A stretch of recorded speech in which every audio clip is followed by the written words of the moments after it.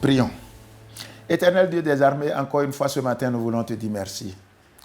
Merci de nous avoir accordé encore la grâce et le privilège d'être à cette émission tôt le matin. Très tôt ce matin, Éternel Dieu des armées, pénétrez les maisons, pénétrez les cœurs et agissez dans cette nation. Merci Papa parce que vous le faites déjà. Dans le nom de Jésus, j'ai prié. Nous disons gloire à Dieu ce matin. Encore nous sommes là pour cette émission qui, tous les matins, nous donne à manger spirituellement. Le message de ce matin est intitulé « Le contentement ». Le contentement. C'est sur ce thème que nous allons opiner ce matin avant d'aller maintenant dans la prière. Comme nous avons l'habitude de vous le dire, la prière est, pour un enfant de Dieu, une nourriture de tous les jours que nous ne devons pas manquer de prendre. Parce que nous savons que tous les jours sont mauvais. Seul avec la prière, nous pouvons arriver à transcender les problèmes auxquels les hommes sont confrontés au quotidien sur la terre des vivants. Le contentement. Dieu me dit d'aller au contact de ses enfants ce matin pour leur dire à tous les enfants de Dieu que les temps, comme je l'ai dit tout à l'heure dans ma parole, que les temps sont mauvais. Mais pour nous, enfants de Dieu, ce qui nous permet de passer les obstacles, de passer tout ce que l'ennemi planifie au quotidien pour les hommes, grand âge sur terre, la parole de Dieu et la prière sont nos armes par lesquelles nous arrivons à surmonter ces problèmes. Donc le contentement. Dans le livre de Proverbes, Proverbes chapitre 15, je vais lire le verset 16 qui dit ceci. Mieux vaut peu avec la crainte de l'Éternel qu'un grand trésor avec le trouble. En tant qu'enfant de Dieu, aujourd'hui, la leçon que Dieu veut que nous tirons, c'est que ce que Dieu nous donne, que cela nous suffise. Les problèmes auxquels les gens sont confrontés aujourd'hui, c'est qu'il y a la convoitise, la cupidité, au point où une seule personne veut avoir tout à la fois. Mais pour les hommes qui sont nés de nouveau, pour ceux-là qui connaissent le Seigneur Jésus-Christ, Dieu nous demande d'avoir le contentement. Que tout ce que Dieu nous donne, déjà quand nous ne sommes pas oisifs, nous ne sommes pas des gens qui sont négligents, des gens qui ne font rien, puisque Paul a dit aux Thessaloniciens que celui qui ne travaille pas ne doit pas manger. Déjà nous travaillons et Dieu nous bénit. Il nous bénit toujours à travers ce que nous faisons. Et il veut que, en tant qu'enfant de Dieu, que ce que nous avons, ce que Dieu nous donne, que cela nous suffise. Vous voyez, Proverbe dit, ici, là, mieux vaut peu avec la crainte de l'Éternel qu'un grand trésor avec le trouble. Celui qui craint Dieu, ce que Dieu lui fait lui suffit. Ce que Dieu lui fait lui suffit toujours. Celui qui a la crainte de Dieu. Je voudrais un peu attirer notre attention sur certains faits. Nous suivons les médias. Nous écoutons les radios. Quand on dit aujourd'hui qu'un enfant de Dieu, il a été, et on l'a présenté à la criette, et finalement on dit il doit faire la prison, et on dit pourquoi? Et on vous dit par exemple que c'est parce que ils sont allés chercher de l'argent et que finalement on a dit que bon, il s'est associé avec des gens qui vendent de la drogue. Juste parce que ce que Dieu lui fait ne lui suffit pas. Notre Dieu, c'est un Dieu de richesse. Tout est dans les mains de notre Seigneur, de Dieu. Quand nous prions et quand nous travaillons, c'est lui qui bénit les œuvres de nos mains, il a dit. Et les bénédictions de l'Éternel, il n'y a aucun chagrin qui suit les bénédictions de l'Éternel. Donc le contentement. Pourquoi nous parlons de contentement pour les enfants de Dieu? Ce que nous suivons aujourd'hui, ce que nous regardons aujourd'hui, ce qu'on entend, ce qui se passe avec les soi-disant enfants de Dieu, c'est à cause de ça que nous sommes en train de le dire. Ce que nous avons, que cela nous suffise. Un enfant de Dieu doit apprendre comment avoir le contentement en toutes choses. En toutes choses. Quand vous voyez des enfants de Dieu qui brutalement, on ne sait pas quelle mouche les pique et ils se glissent, par exemple, dans la polygamie, c'est le contentement qui a manqué. C'est le contentement qui a manqué. Ce que nous avons doit nous suffire. C'est ça que Dieu nous demande. Mieux vaut, comme l'a dit ici Proverbe, peu avec la crainte de Dieu, la crainte de l'Éternel, qu'un grand trésor avec le trouble. Chacun doit réfléchir. Accepter Jésus-Christ, c'est accepter d'être modéré, d'être simple, de vivre dans la chasteté. Très tôt le matin, quand nous pouvons écouter ces choses en sortant, là, s'il y a d'autres idées qui vont venir, bien, des gens, des amis que nous avons, qui vous amènent pour dire, il y a telle affaire, il y a telle affaire. Aujourd'hui, il y a tellement d'affaires. Avec les réseaux sociaux, aussi les WhatsApp. Si vous ne vous méfiez pas, vous allez mettre votre argent dedans pour dire que vous voulez avoir beaucoup d'argent. Et ça va emporter tout ce que vous avez aujourd'hui. Je ne veux énumérer le nom d'aucune structure du WhatsApp, mais les jeunes connaissent ça là plus que nous. Des trucs pour lesquels vous n'avez pas travaillé, on vous dit de mettre de l'argent dedans, vous allez avoir beaucoup d'argent. Et ça fait, au plus un an, ça pète. Ça pète et les gens perdent leur argent. Les gens vont aller faire des prêts pour mettre des millions dans quelque chose parce que quand on dit, quand vous travaillez, il y a des tâches que vous voulez faire sur le portable, tout ça, là, vous le faites aujourd'hui. Par jour, vous allez gagner 2000, vous allez gagner 1200. Ils le font après. Et quand on sait que maintenant vous êtes habitué à le faire, vous allez mettre de l'argent d'autrui dedans, tout en sachant que lorsque vous allez le faire, vous allez devenir riche. Parce que le contentement manque. Ce que Dieu nous donne, il faut que cela nous suffise. Tout ce que Dieu fait est bon. Les gens ont l'habitude de dire, il n'y a pas de saut métier. Le travail que tu fais, ce que Dieu te procure à partir de ton travail, que cela te suffise. Au lieu d'aller chercher à dire que tu vas avoir plus et tu iras t'associer avec des gens qui veulent le gain facile. Et après, tu vas mettre le doigt dans la bouche. Après, on va vous interpeller, vous serez devant les tribunaux, tout ça. Les temps que nous traversons sont des temps qui sont très sensibles. Et chacun doit avoir le contentement.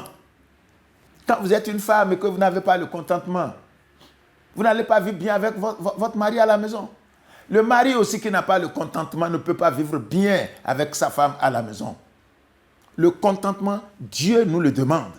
Parce qu'au fur et à mesure que nous nous approchons du royaume de Dieu, il y a vraiment des choses horribles, terribles qui se passent sur la terre, au point où à des moments donnés, on n'arrive même plus à distinguer les enfants de Dieu par rapport aux enfants, aux non-croyants. Donc, en tant qu'enfant de Dieu, chaque enfant de Dieu doit apprendre comment avoir le contentement dans toutes choses. Dans le livre de Philippiens au chapitre 4, je voudrais qu'on le lise pour que nous puissions... Qu'est-ce que l'apôtre Paul a dit aux Philippiens? Philippiens chapitre 4, le verset 11. Ce n'est pas en vue de mes besoins que je dis cela, car j'ai appris à être content de l'état où je me trouve. C'est l'apôtre Paul qui le dit. Il continue, dit, je sais vivre dans l'humiliation et je sais vivre dans l'abondance. En tout et partout, j'ai appris à être rassasié et à avoir faim, à être dans l'abondance et à être dans la déserte. Ces paroles, c'est pour nous, chers papa et chère maman, chers filles et fils dans le Seigneur, vous qui nous suivez, les jeunes serviteurs de Dieu qui se lèvent aujourd'hui, les jeunes pasteurs. L'apôtre Paul qui est notre apôtre de nous les païens qui avons abandonné notre vie entre les mains du Seigneur aujourd'hui, c'est lui qui parle. Il dit qu'il a appris, et c'est de cela qu'il s'agit. J'ai appris à être content dans l'état où je me trouve. Que chacun soit content dans l'état où il se trouve. Que vous soyez femme, que vous soyez homme, dans vos services, ce qu'on vous paie, que cela vous suffise. Qu'on ne s'associe pas avec des gens qui savent transformer les 3 zéros en 2 zéros, les 4 zéros en 2 zéros. Qu'on ne le fasse pas. Qu'on ne le fasse pas. Nous devons apprendre à être contents de l'état dans lequel nous sommes. Dieu ne peut pas oublier ses enfants. Ça là, tout le monde doit comprendre ça. Dieu n'oublie jamais ses enfants. Il n'oublie jamais ses enfants. On pense que si les saints doigts ne sont pas égaux. Non. Tout le monde ne peut pas être riche au même moment, au même titre. Non. Nous ne sommes pas nés d'un même ventre. Nous ne faisons pas le même travail. Nous n'avons pas les mêmes diplômes. Nous n'avons même pas les mêmes appels. Dans le Seigneur encore. L'état dans lequel chacun est là, que chacun soit content de l'état dans lequel il se trouve. C'est très important et Dieu veut ça pour nous. Dans le livre d'Hébreux, Hébreux chapitre 13, Hébreux chapitre 13, verset 5. Je voudrais qu'on lise ça. Il dit, ne vous livrez pas à l'amour de l'argent. Contentez-vous de ce que vous avez. Car Dieu lui-même dit, je ne te délaisserai point et je ne t'abandonnerai point. Ne vous livrez pas à l'amour de l'argent.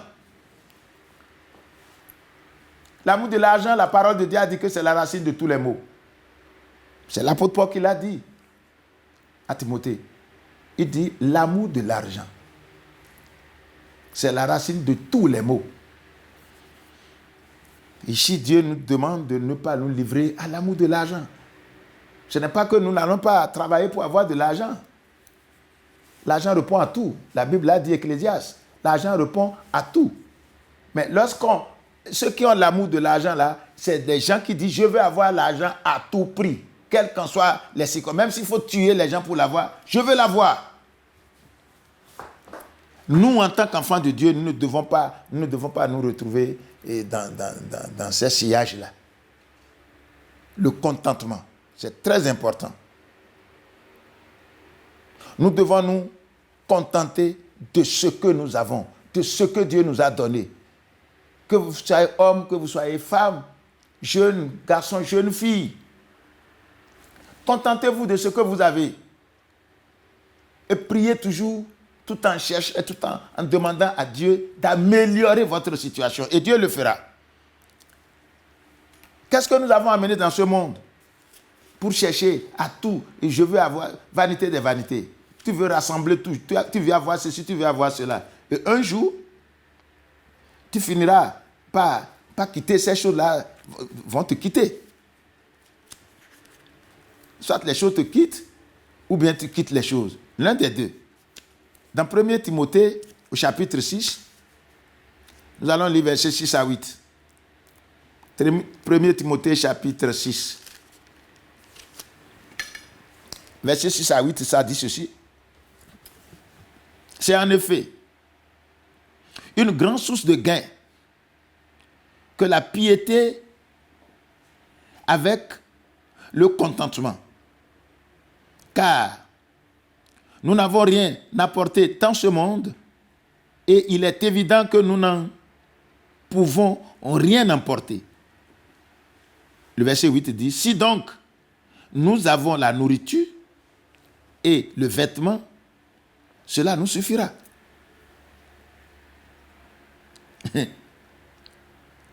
C'est une grande source de gain que la piété avec le contentement. La piété, le contentement, Dieu nous le demande. Cher papa, chère maman, chers frères et sœurs, bien-aimés dans le Seigneur, Dieu nous le demande. Le contentement. Dieu aime ceux qui vivent dans le contentement. Ceux qui mènent une vie pieuse et qui vivent dans le contentement, Dieu les aime beaucoup. Il dit, nous n'avons rien à mener dans ce monde et il est évident que personne ne sort de ce monde avec quoi que ce soit. Si on a la nourriture et les vêtements, que cela nous suffise. Cher papa et chère maman, chers fils et filles dans le Seigneur, cette parole-là, c'est pour nous, enfants de Dieu. Comme ça, si nous pouvons avoir ça là, nous n'allons pas trop nous gêner. On ne va pas trop avoir des pensées dans la tête au point où même des gens parmi nous deviennent malades. Donc, ce que Dieu veut pour nous ce matin, c'est que chacun de nous, nous soyons contents de ce que Dieu nous a fait. Ce que Dieu veut pour nous, c'est que ce que nous avons, que cela nous suffise. Prions. Je sais que chacun de nous, tous les jours, nous voulons grandir, nous voulons avoir plus, tous les jours. Mais si nous prions Dieu, ce Dieu qui a toutes les richesses entre tes mains, il peut le faire, il peut vous le donner. Éternel Dieu des armées, merci ce matin pour ta parole. Tu es en train de nous rappeler pour que nous puissions, et sur la terre, pour que nous puissions être différents des autres. Parce que nous sommes des enfants de Dieu. Des enfants de Dieu nés de nouveau. Vous ne voulez pas que nous nous comportons comme les païens. C'est pourquoi je prie ce matin. Pour tous ceux qui nous regardent. Pour tous les enfants de Dieu, les vrais serviteurs de Dieu, les vrais chrétiens. Permets à ce que chacun de tes enfants, Éternel Dieu des armées, soit content de ce que tu leur as fait. L'état dans lequel chacun se trouve, permets, Seigneur Dieu, que chacun accepte l'état dans lequel il se trouve. Que tes enfants ne soient pas parmi ceux-là qui condamnent Dieu à cause de leurs états. Ce matin, nous prions pour tous ceux qui sont malades. Spirituellement, que charnellement, papa, guéris les papas dans le nom de Jésus. Ceux qui ont la maladie, de rien ne me suffit. Ce que j'ai, ça ne me suffit pas. Et qui courent de jour comme de nuit, n'ont même pas le temps de te servir. Papa, nous prions pour eux ce matin, pour que ta main les touche. Et qu'à partir de maintenant, qu'ils puissent revenir à toi. Et qu'à partir de maintenant, qu'ils se contentent de ce que vous leur avez fait. Papa, merci parce que vous l'avez fait.